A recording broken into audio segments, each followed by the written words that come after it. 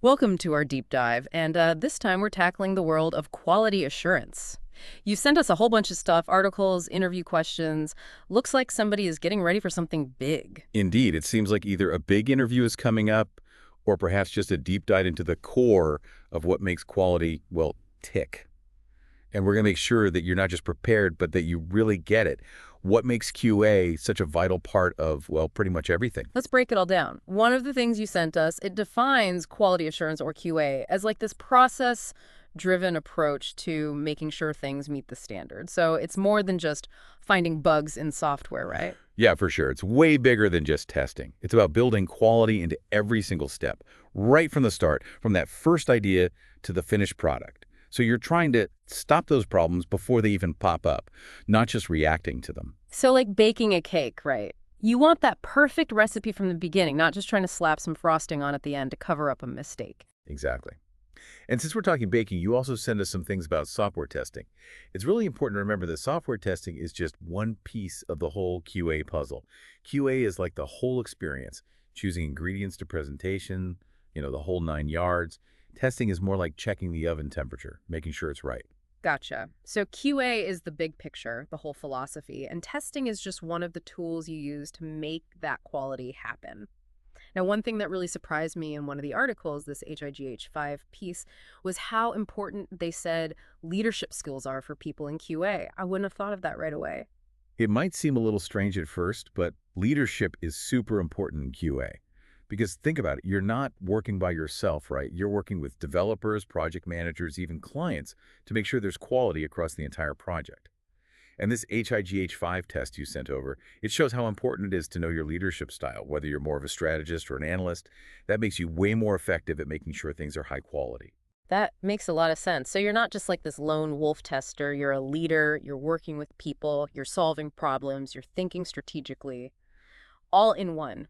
I'm starting to see why those leadership skills are so important. Absolutely. But leadership is just one piece of the puzzle for success in QA, right?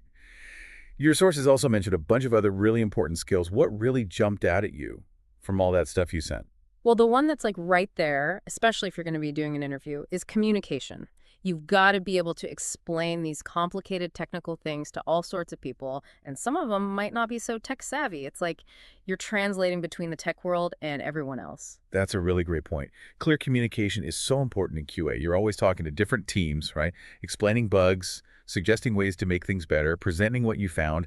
If you can't explain things clearly, your hard work isn't going to have the impact it deserves. Exactly. You could be the best bug finder in the world, but if you can't explain what you found and why it matters, it's basically useless.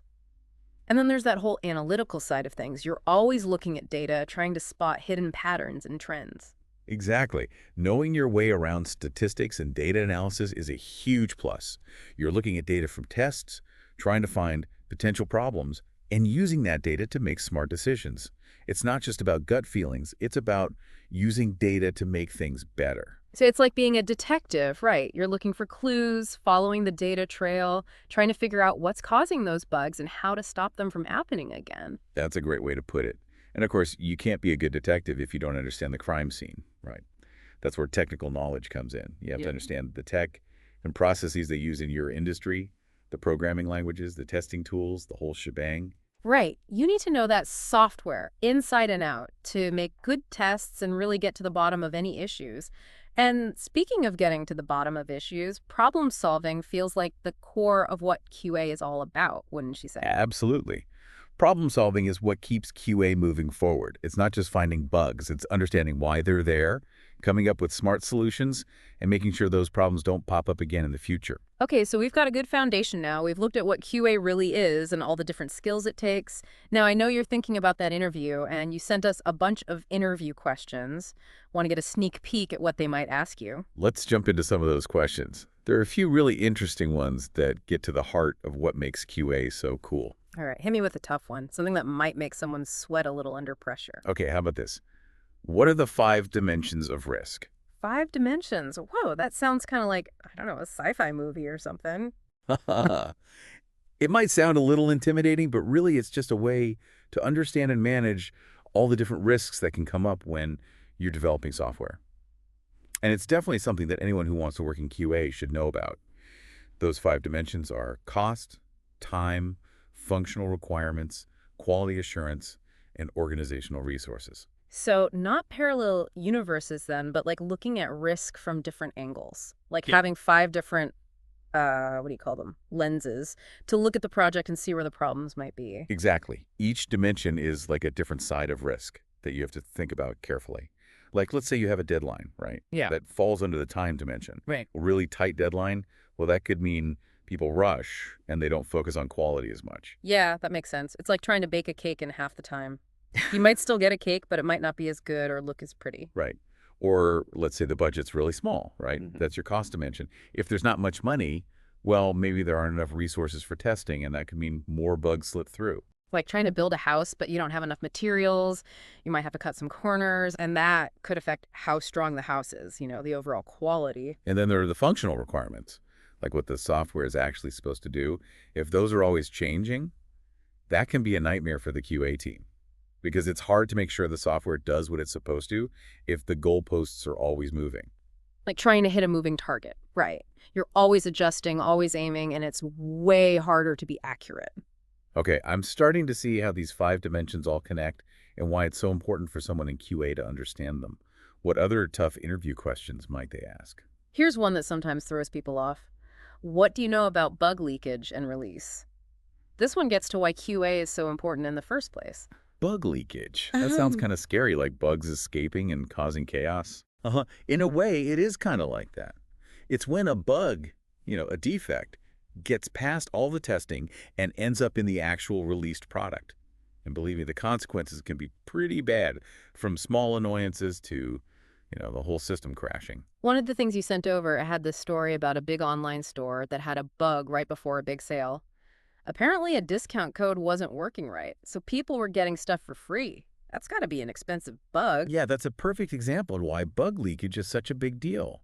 It can really hurt a company, make them lose money, and make people not trust them anymore. In an interview, you'd want to show that you get how serious bug leakage is and that you know how to prevent it. So it's not just about finding bugs, it's about stopping them from getting to the users in the first place. What kind of strategies would you talk about in an interview? Well, a really good testing strategy is key. That means things like code reviews, where developers check each other's work for mistakes, and really thorough test cases that cover all the different situations and, of course, different types of testing. Oh yeah, all the different testing tools, you sent over a lot of stuff about that. It's like a whole arsenal for finding those sneaky bugs. Exactly. Each type of testing has its own purpose and its own strengths. Some are like, a really precise scalpel for specific tasks, and others are more like a sledgehammer to test how strong the whole system is. I like that analogy.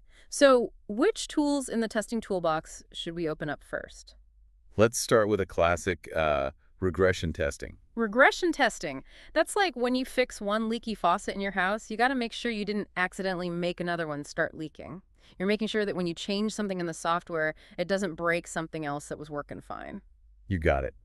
Regression testing is all about making sure that the things that were working keep working.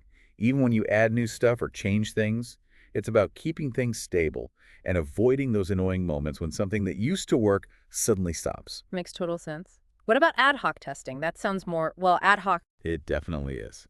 Ad hoc testing is about exploring the software without a strict plan, kind of like going on a treasure hunt, trying different things, poking around, seeing what you find. The goal is to find those hidden bugs that the more organized tests might miss. Like being a detective who follows their gut, those little hunches that can lead to big discoveries. It sounds like a good way to find those weird edge cases that nobody thought of during the regular testing. Exactly. And sometimes those random explorations can find the most important bugs. Now let's talk about 2 types of testing that sound kind of similar but are actually different. Load testing and stress testing.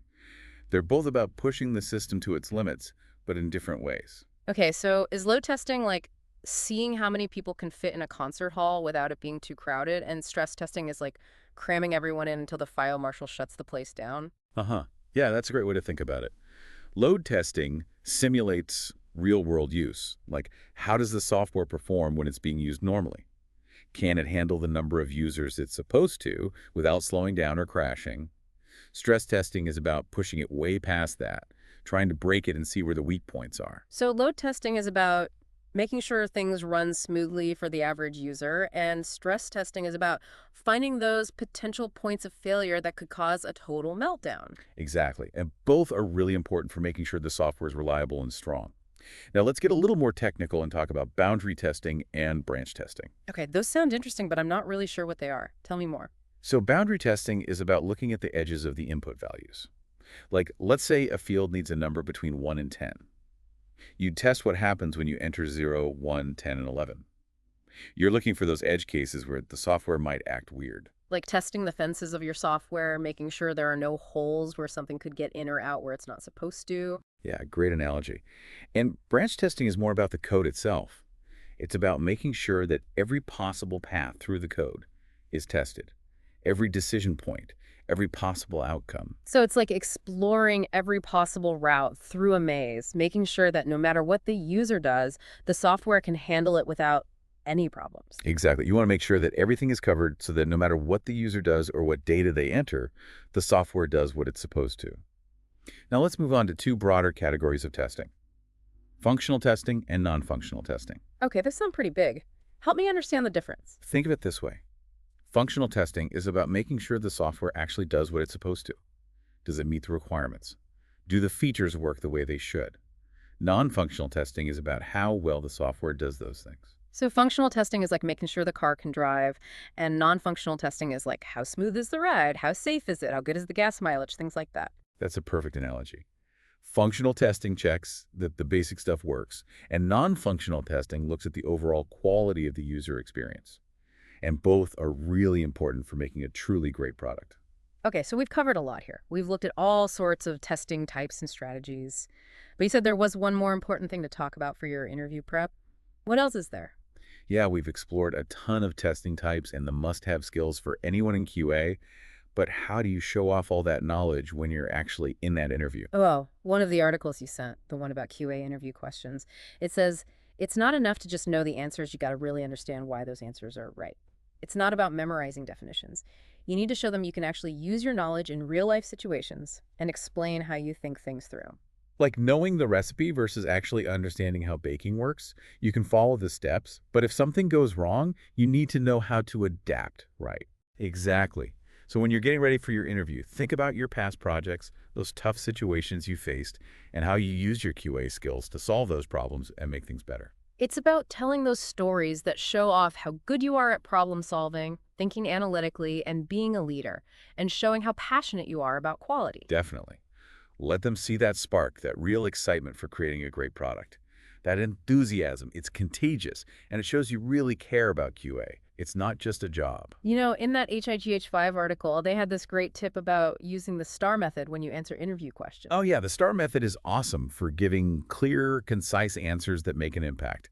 It helps you stay on track and make sure you hit all the important points. Right. STAR stands for situation, task, action, and result.